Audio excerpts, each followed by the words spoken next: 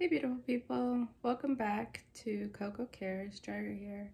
I'm so great to be back with you guys. Today, I'm just going to be rolling through a couple topics that have been on my mind and just see where it goes.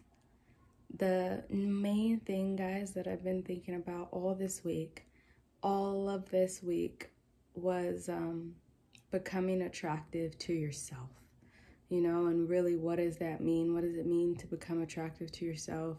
What does it mean to do the work? What does it mean to know that you're walking in God's will, that you're living in your purpose, that you're chasing purpose and not chasing outside validation and things? And that's something that I'm still very, very much so growing into.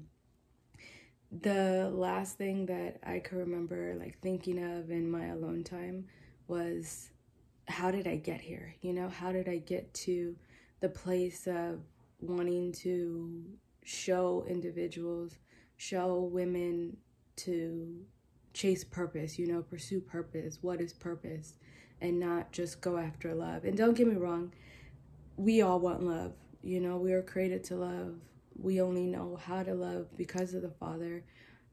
But thinking about my life and just my journey and stuff, a lot of decisions that I made were based upon wanting to be loved by somebody, wanting to show someone that I'm a good catch and I can love them, and I can be that person for them, and all this stuff. How a lot of times we'll say oh, I'm a good catch and I'm this and I'm that. But you're single as a dollar bill, Ain't nobody catching you, but you're a good catch. And so I had to look back at my journey and evaluate, okay, how did I get to this place? And it really, and you know what? Evaluate your brokenness so that you can understand how to heal and where to heal. And I was able to see okay, where I was broken and how I got that way, and then be able to see the aftermath of what God has done and still is doing. But I would have to say it started for me as childhood, and you have so many different things, and ironically enough, you guys, a lot of our brokenness doesn't come from family. Sometimes it doesn't come from our parents. Sometimes a lot of your brokenness comes from just simply being rejected in what is it, preschool or kindergarten. It's feeling unwanted in those grades or that period of time, because you will be growing up living in your house with your brothers and sisters or your cousins or your family or whoever, and you're having fun, you're living your best life. Everybody knows how to act. I mean, sometimes your brothers and sisters get a little snappy, but it's nothing to the point where you ever feel like you're rejected or you're unwanted until you get into daycare or kindergarten or something like that. And then you have that first experience of wanting to play with a certain group of people or wanting to play with something, and then someone comes along and is like, no, that's mine. Or, you can't play with that, so you can't sit with us. Or, so they're talking about your shoes or your hair or whatever. And then it's that shadow of shame comes over you. And or I would say shame now, but when you're young, you don't even really know what that feeling is. You're just like, okay, I don't like this feeling. It doesn't feel great, and then all of a sudden you have a bad mood or a bad attitude, or you're sad, and, you go home and mom's like, what's wrong? And you can't really explain. It's just like, so-and-so didn't want to play with me. So-and-so didn't want to play with me. And that's our first experience sometimes of rejection. And people say oh, kids get over it so quickly.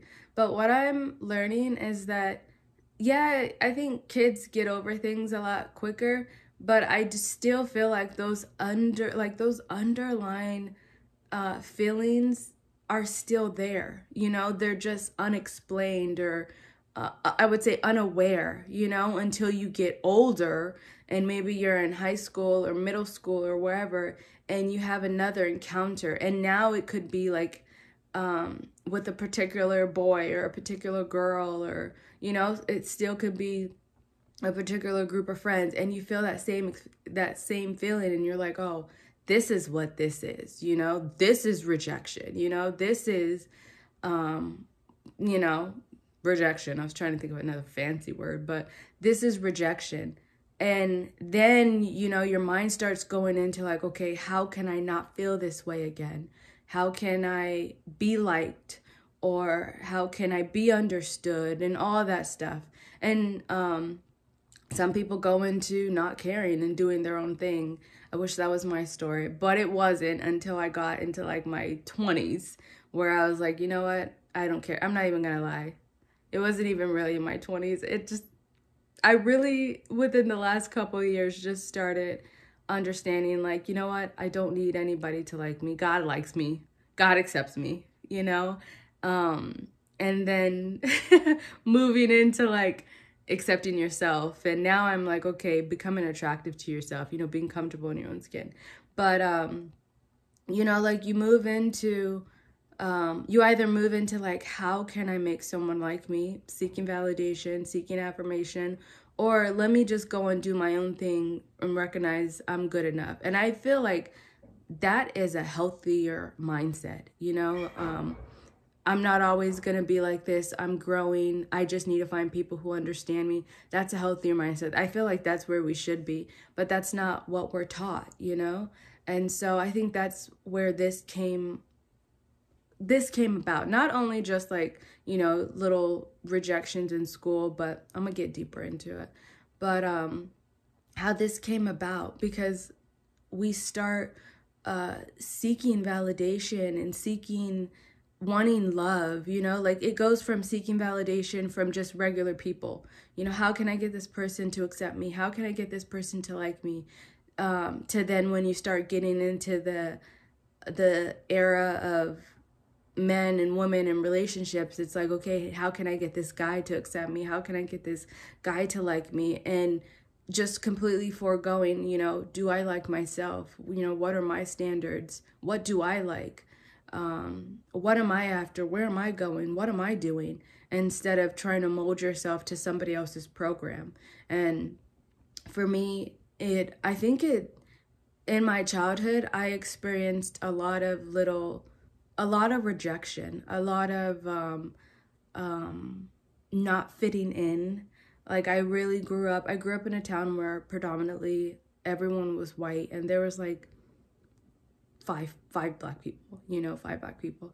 And it's crazy, okay, because my mom is African American and French. She's white. She swears she wants to be fancy. But my mom, so she's super, super light skinned. And my dad is Panamanian, and he's super dark, like black. And so when, like, I was born in Riverside, and growing up in Riverside, everybody looked like us, you know? And I think my mom experienced like the rejection, you know, she was never black enough for the blacks, white enough for the whites and stuff. So then we moved, and I think we moved to it was a 2-part move. Like we moved because my dad was just really starting off his business, and where we were moving to was prime. It would have been, you know, just great time for his business to be flourishing. And then also I think we moved to that location because it made my mom feel more comfortable, you know? But then we didn't feel comfortable. Like, it was like, Mom, there's no black people. And she's like, oh, they'll get along and stuff. But she was just like a little comfortable being. So then growing up in a place like that, it went from like a little culture shock. We never really had, there wasn't like a lot of racism or anything like that, but was it encounter? I could think back, let's just say that. I could think back on a few experiences where I was like, dang, I wish I were around more Black people. But then I think back on experiences and I'm like, okay, would I even be the person I am today if I grew up in Riverside or if I grew up in LA and stuff? My mom grew up in Los Angeles when she was young. And so she was like, I really don't want my kids to be around anything like that. You know, like I know what I got into and I just want them to have a better upbringing. I want them to have better exposures, be around better people, and, you know, not to say LA people are bad, but just, you know, a different scenery, you know, different life, I would say. And then my parents divorced when I was in middle school. So I think that also took a hit, although like they had such a good unit, I think, of, you know, my dad was still very much around, and my mom and dad, they weren't like best friends, but they were very cordial. Like my mom never spoke ill of my dad. My dad never spoke ill of my mom. But I think the dynamic of being in a town where everybody's parent, like divorce was so taboo, you know, and so everybody's parents still being married, and then we're like the first family that's going through a divorce and we're Black, you know, like, come on. And so I think I experienced like, okay, another set of differentness. And then it's like, okay, how do I not stand out? You know, that's what I was experiencing. How do I not stand out? How do I fit in? How do I get people to see me just like them? But when we start thinking like that, like you're not like everybody else. You know, you should be standing out. You should be set apart. And you should be wanting to be an individual. And I think from there, that's where I became like, okay, let me show people how great I am instead of understanding how great I was for myself. You know, I wanted to show people how great I was. Never do anything to rock the boat, you know, not be confrontational, not, you know, and I think that moved me into more of like a pushover state, you know, and it wasn't, you know, I would say not a people pleaser state, but then people pleasers sometimes fall into being pushovers. And it wasn't until like I started really growing up, you know, and identifying like, you know what, there's so many people that walk out of your life that you have to be good with you, you know, like you have to understand yourself. You have to understand what you like, what you don't like, where you're going, what are your passions, what, you know, like you have what kind of music do you like? It's as simple as that. Because if you're, oh yeah, that sounds good, you end up in the trap house, you know, listening to music that you never even heard of and dancing to it, like what's going on? But it's just the little things that you have to understand, like, okay, what is it that I like? And I think that's where I started understanding, okay, let's not go out there and try to be chasing love, try to be pursuing love. And I think a little bit of my mindset for starting this also boiled down to my parents and like their relationships, and even how some of my relationships went, and seeing how people's relationships were going.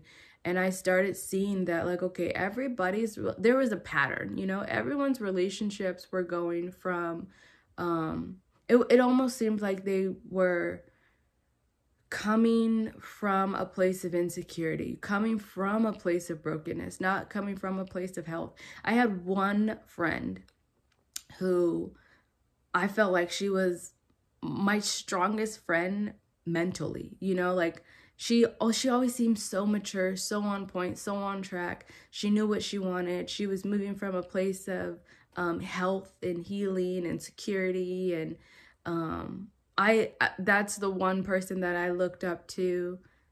I mean, I still look up to her, you know? And but everyone else around me, it seemed like they were moving from a place of brokenness, or moving from a place of wanting to be liked, moving from a place of seeking validation. And then I saw that was my same pattern. And it wasn't until I was actually about to get married, you guys, I was about to get married, that I realized, you know, like, I don't really like this person, you know, like, they're cool and they're great, but this is not purpose. And that's what I feel that marriage should be. I think that marriage is a design from God in order to bring you together with your mate, to amplify the world, to bring heaven on earth, and to push the world forward. I don't think marriage is just, you know, being tied to someone that so that you're not lonely, you know, or so that you can, you know, post on Instagram or whatever. To me, marriage is so much greater than that. Like, it's a covenant, you know? And I think a lot of us walk into marriage just not wanting to be alone, instead of really evaluating the significance of what this means, you know? This is not just between man, but it's also spiritual. And I get that not everybody's spiritual, but regardless if you believe it or not, you're embarking on a spiritual journey with that person that you have chosen. And if you don't choose well, then that's how our divorce rate is, you know, up 70% and all this stuff. And so, like, after like, literally, it was the Lord who got me out of that situation. The Lord, he got me out of all my situations. But after that, I was like, okay, I was in a tough relationship, you know? It was just unhealthy for the both of us, I feel like. And then I went on, what would I say? I didn't date for like 6, 7 years. And then I felt as though, like, okay, I'm ready again, you know? Like, I want to start dating. I'm ready for that next step. But during that time, I wasn't growing. I just felt that because I wasn't in a relationship, that I was good, but I wasn't understanding who I was, becoming aware of, you know, my flaws, becoming aware of, you know, my gifts, my talents. Like, I wasn't growing. So I basically was just the same person I was when I got out of the first relationship. And so when I got into a new relationship, the only thing that I was aware of was what I knew to look out for from the previous relationship, you know?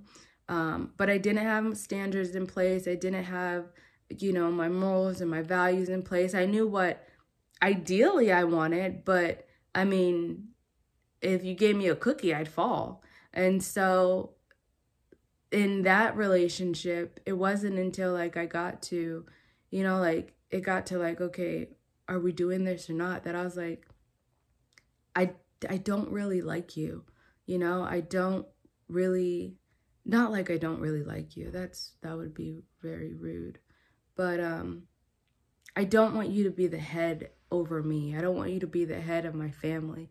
And then I had to go a little bit deeper, and it's like, okay, if you don't want this person to be the head over you, the head over your family, you knew this way back when, you know, like, it didn't take you 6 months to a year to figure this out. You knew this before. So what were you doing? And then I had to really come to terms with the fact that, like, I'm not whole, you know, I'm not healed. I'm just repeating the same patterns that I have seen all my life, you know, that my mom possibly did, that friends were doing, that aunts and uncles were doing, just going into relationships based on insecurities of not wanting to be alone, you know, not wanting to or wanting to say that I have somebody, you know, I'm in a relationship and all this other stuff, more wanting to have the idea of being a happy couple, but not the reality of being a happy couple. And so that's when I started, like, now, like, I'm breaking this curse. I'm breaking this pattern. Like, I want a happy, whole, healthy, God appointed marriage relationship. Like, I want to build an empire. I want our family's family to be like, that was grandma and grandpa, and they were married for 80 years. And, you know, like, I want my kids to go after strong, healthy men because they see their father, and strong, healthy women because they see their mother, instead of just going after someone because of brokenness or pain or hurt and stuff like that. And so that's where, I think that's where my healing journey really began, you know?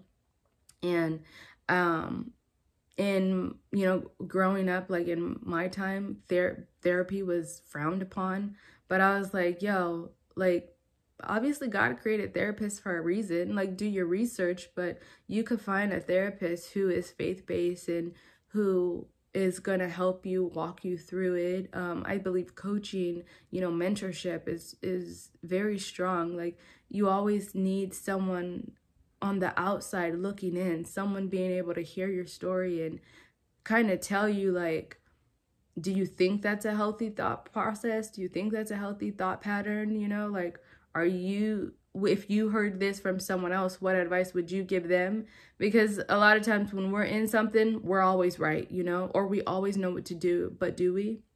And so that's where my healing journey began. And I was like, okay, I'm gonna be single again, but I'm going to enjoy this single journey, you know, as much as possible, because obviously, like, you still have those desires of wanting to be with a mate, of wanting to be married. But now it's like, it's not just about being with an individual. It's about being purpose filled, you know? Even marriage is about a purpose, it's about a mission. I think that, marriage is about oneness and an assignment. Like, if I don't see myself helping my husband's vision, then that's not my husband. If I see myself doing this over here and I see him doing that over there, we weren't called to be together, you know? I think that, like, what is it? Man, I can't think of it off the top of my head. But in the Bible, it basically talks about, like, a two-headed something is destruction or something like that. But that's essentially, you know, I think that can be applied to marriage, you know? Like, if you have two heads going in two different directions, both wanting to be, you know, the alpha or the ruler over their said thing, like, it's gonna bring for downfall, you know? You have to have oneness, and I think marriage is about oneness, you know?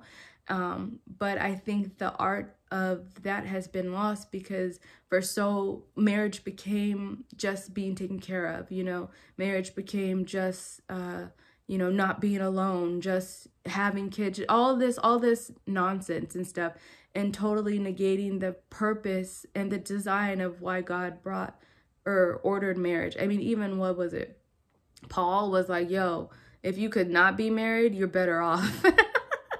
But if you must, like, go ahead, but find somebody who you're in alignment with, you know?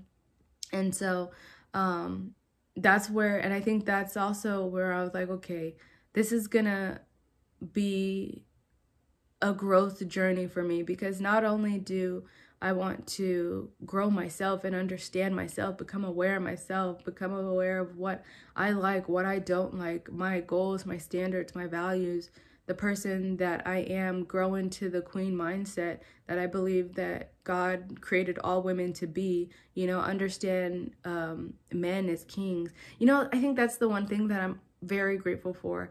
I've always admired men, you know? I have always seen men as kings and glorious, and I've never had a hate for men, which I'm so grateful for, because I think that would have been even more work, you know? And I'm glad how the Lord showed me, like, okay, sweetheart, you're the problem, not other people are the problem. And, you know, I've always admired my dad, and I think it's because even with my parents' situation, he was always there. You know, he was always around. He was always like the biggest, beautiful embarrassment, you know, at school and stuff like that. Sorry, guys. This will be jammed together. I had a call, but what I was saying, like, look, you know, looking up to my dad, he was always, even with my parents' situation, he was always there, and he was at every like recital and play and just making a beautiful fool of himself. And then my brother, like the man that my brother is, like, I'm just like, you know, like, even now I prepare myself to be like, calm down, because then, like, when my king comes, when my husband comes, it's so funny. My brother's always like, yo, when your man comes, you're not gonna know my name. I was like, maybe. No. I'm like, never that. Never that. But, that's one thing that I was always grateful for. I never saw men as like, oh, all men are dogs, or, you know, men suck and stuff like that. I was always like, I love you guys. I will love you.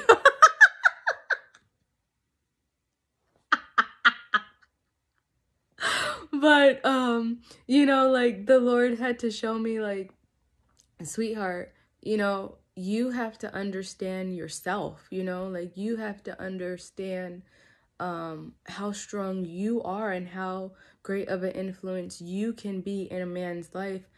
But first, you have to be an influence to yourself. You know, you have to uphold your own life, uphold your own standards, be tough on yourself. You know, be that guiding force in yourself, because you're coming along to help a man. You know, you're coming along to be a guy's wisdom, be a guy's value, be an asset.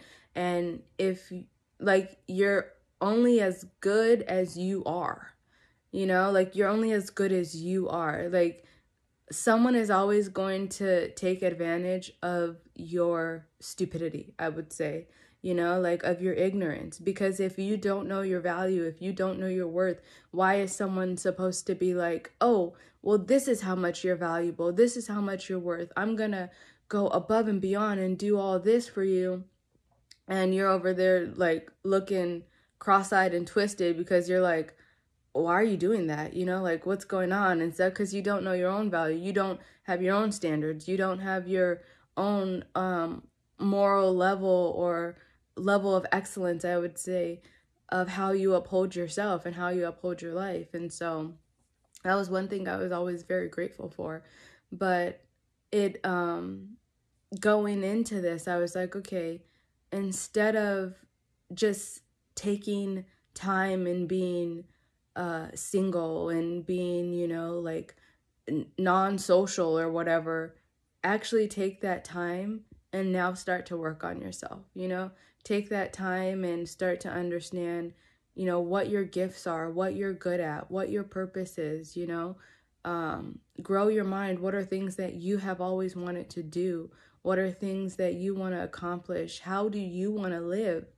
And when you have those set in place, when you're out there walking in your gifts and being of value, being an asset, being something worth celebrating in life, when you're matched up with that, you'll meet that person, one, that you're supposed to be matched up to. Like, excellence attracts excellence, you know? I mean, crappiness attracts crappiness too. But you'll meet that person that you should be with, and it'll be almost like a reflection, instead of meeting someone and now thinking like, okay, what do I have to do for this person? How do I have to act, or how do I have to, you know, change, you know, what do I have to do? Instead of just like being and constantly becoming, constantly evolving. A lot of times, one thing that I recognized within myself is I would call myself growing, you know, and then meet somebody and say they're not growing, but I was so caught up in maybe superficial things, or wanting to do what they wanted to do, or trying to learn about them so that I could become what they thought would be like worthy or necessary, and completely negating what I was doing, you know, my own mission, my own past, and my own purpose.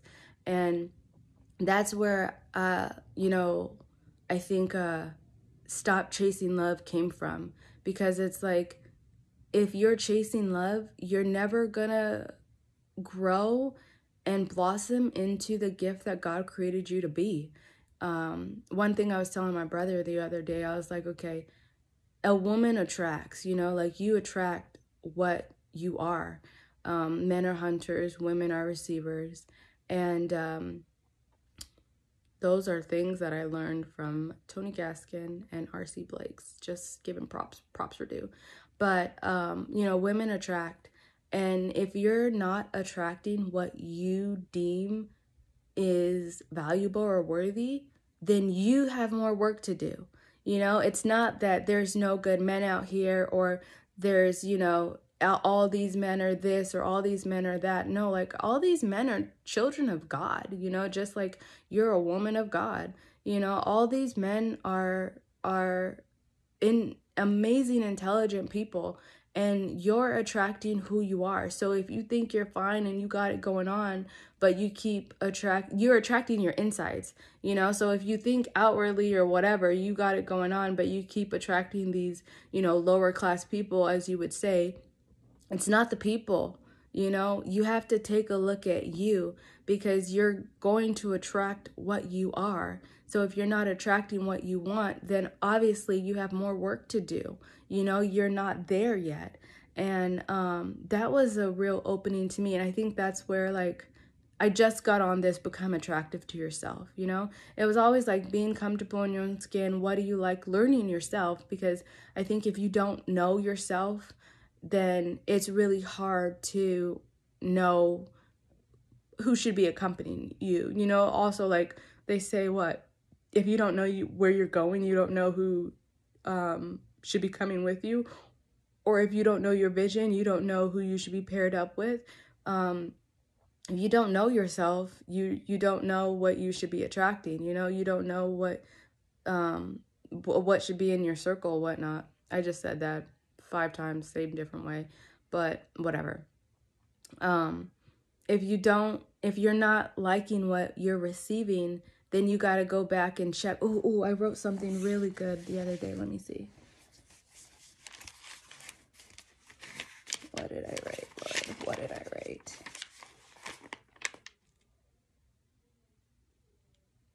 Okay. Bear with me, you guys. If you don't like the bees coming, don't attack the bees. Assess the honey. You're the honey.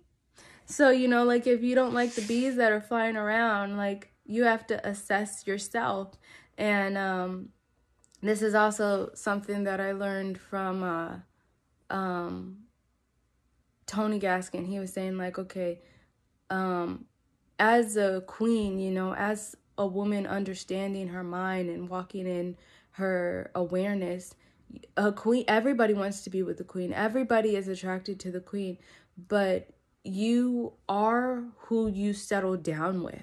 You know, you're not all the people that want to be with you. You're ultimately who you decide to settle down with. So whomever you decide to settle down with, that is where your barometer, your mindset is. You know, that's where your level of standard is. That's where your morals, your values are. That's the person that you are, because everybody's coming at you.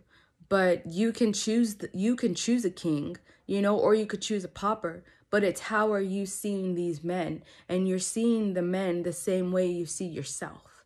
And so that's where I really got into, like, okay, instead of chasing love, chasing validation, chasing acceptance, chasing wanting to be liked and all this other stuff, work on yourself. Work on the essence of the woman that God created you to be, which is femininity, you know? It's your feminine nature. Everyone has a feminine nature, and that's not, you know, looking good and having these tight dresses and these heels on and these nails popping and all this other stuff. That's, I think, for myself, I believe it's just the understanding of having a good moral compass and being kind and nurturing and loving to all, regardless, and having a sense of respect for everybody because they are human and because they are children of God. That is just like masculinity, is just mutual respect. And we all try to, masculinity is this and that and what, and, femininity is this and that. But it's just a sense of respect. Like, God is the most masculine and feminine person we can think of. And he made us in his own image. So if you're tapping into who the Lord created you to be, you're tapping into having a respect for yourself and for your creator. How would you act that way? Like being kind, never getting outside of your character, being able to set the tone without losing control of yourself, having emotions and making sure that you're in control of your emotions and your emotions are not in control of you. One thing I heard from Creflo Dollar was like, the weakest person in the room is the one who cannot control their emotions, And we watch listen to all this music and watch all this crap TV, and we think that like, oh, you're a bad bee if you're able to pop off and put them in their place, and you're able to, juggle people and do this. But like, that's trash. That's trash, like it's trash. And that's the farthest thing from who God created you to be. That's the farthest thing from femininity. That's the farthest thing from masculinity. And to me, being feminine. Femininity is like the essence of being like our creator, masculinity is the essence of being like our creator. I think God will show you how to be a feminine woman, and you could be a feminine woman in sneaker and sweats. God's going to show you how to be a masculine woman, a masculine man, and it doesn't take all the outside world philosophy on how to act a certain way. It's simply, I think you cannot be feminine or masculine if you don't have a sense of respect for yourself. I think, that was beautifully said, Lord. I don't think that, we want to label and title everything. I don't think you can be feminine or you can be masculine if you don't have a sense of respect for yourself. How do you respect yourself? Because how you respect yourself is how you will respect others and how you will command respect. There's just an example. Not arguing is not being weak or a pushover. I think sometimes not arguing is understanding your strength and understanding, if I do open my mouth, all these people are going to be put to shame, so I'm going to respect the atmosphere and just keep my mouth shut and then say what I need to say in a manner that commands attention and respect, so people know I'm not a pushover and you can't get over on me, but I'm humble, I'm kind, and I'm someone to be respected. Those are two different mindsets, And so like when you start really getting into who you are as an individual, what were you created to do? Really taking care of yourself, because having a femininity, having a sense of respect is taking care of yourself. How do you like to take care of yourself? For instance, like I just started this, but I used to go from waxing like once every 4 months to now like I wax every month, because I was like, okay, it's just me. And if it were just me and Jesus for the rest of my days, how would I like to take care of myself?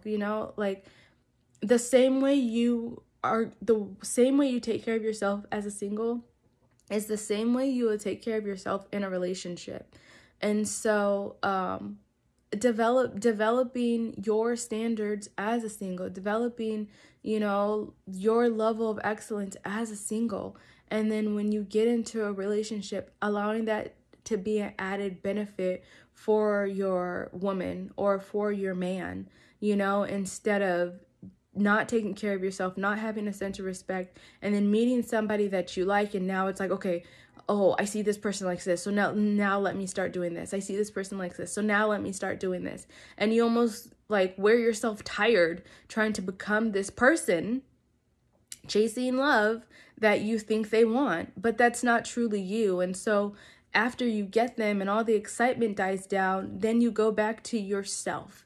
And yourself is someone that they actually don't like because you put up a front in the beginning, you know? So now you guys have the problems and the arguments and the you used to do this and now you don't do this anymore and all this other stuff. But it was all because you weren't prepared, you know? You weren't prepared. And it's about being prepared, staying prepared, and always being ready for what's coming at you, you know? Not trying to get prepared or, you know, in the future, like, this is what I'm going to do then and stuff. Like, do it now, you know, establish it now. And then when you meet that person, you may not have it like 100% all together, but you're like-minded and your movement in the direction of where you want to end up with is going to attract that like mind and that movement in the direction of where you're going, if, you know. And I heard this, the law of receptivity, you always receive back what you give out. So if you're sowing seeds into the universe, giving out, you know, a sense of respect for yourself, a sense of direction for yourself, honor, love, clarity, consistency, you know, if you're giving those things out for yourself, you're going to meet somebody who's probably like 5 times better than you at that. And then they're going to be able to pull you up and help you and, you know, get you around people who are on that level of where you're going, rather than just sitting around finding all these things to numb your mind and distract you from the fact that you're not doing the work. And then you meet somebody and it's like, oh, you know, now let me start working, you know, because it's almost like you don't know what you're doing. So you're, in a sense, weighing the other person down because they have to teach you or show you, or, you know, like they're like, yeah, I'm confused. Like, I thought you were, you know? And so I'm going to start walking through like, okay, what does chasing purpose mean? You know, what does walking in destiny mean? What does it truly mean to call yourself doing the work? What does it truly mean to call yourself walking in let me see what I put. Oh, I put trusting God for what he's called you to do. You know, what does that mean? You know, and how do we get there? And honestly, it's just gonna be revelation given that I'm gonna start sharing with you guys that I'm getting, because I've said this plethora of times, but I don't have it all together. I do not have it all together, you guys, you know. This is just, I want to add value to the world. I want to add value to people. I want individuals to not go through what I went through, like mentally and stuff. I don't think Jesus, his grace, amen. I know the Lord protected me from so much crap that I could have gotten into, you know, like my life wasn't picture perfect, you know, I did have growing pains and learning lessons, but when I look back and I see other people's lives and stuff like that, I'm like, Lord, you shielded me and protected me from so much, you know, and that is a blessing. But from what I was exposed to, you know, a lot of it's like the internal feelings, you know, from what I was exposed to. How can I now turn that pain into purpose? You know, how can I now take that and share it with people so they're able to jump over, you know, some of the potholes and go this way, not that way, take a shorter route, but you know, still be on path. And so I'm going to start moving into talking about how my life lessons and you know, some of my mistakes and what I've grown to has helped me understand how to chase purpose, you know, how to walk in destiny, how to know that I'm doing what the Lord called me to do instead of just like chasing love and wanting to be validated and wanting to be seen and want, you know, all this other stuff. It was funny. I was telling my brother, I was like, now it's like almost I feel like I spent so much time wanting to be seen and wanting to, you know, show that I'm this and that and the other, that when you actually start doing the work, it's almost like you don't care about being seen anymore. You're like, you know what? I'm going to be seen by the right people. And now a prayer that I pray is like, Lord, help me be recognized and seen by the right people and become invisible to the wrong people. Like, I don't want to be seen by nobody who's not of your will or not of your path for my life, you know? I'm not playing them games. But, you know, like wanting to be seen and wanting to be noticed and looked at and all this stuff, like that's hogwash, you know? How do you see yourself? You know, where are you going? What are you doing? And then when you're settled in that, when you're growing in that, when you're daily doing the work and you're paired up and aligned with the person who you're supposed to be helping and that's going to be helping you, that's when it's like, okay, this is right. And that's when you feel it in your soul, you feel it in your spirit, like this is right, instead of that constant turmoil of like trying to perform, you know? So I hope you guys got something out of this. It was just a little chit chat talk of what was on my heart and what was on my mind. But I love you guys, and I will see you back shortly. Have a great day. Bye.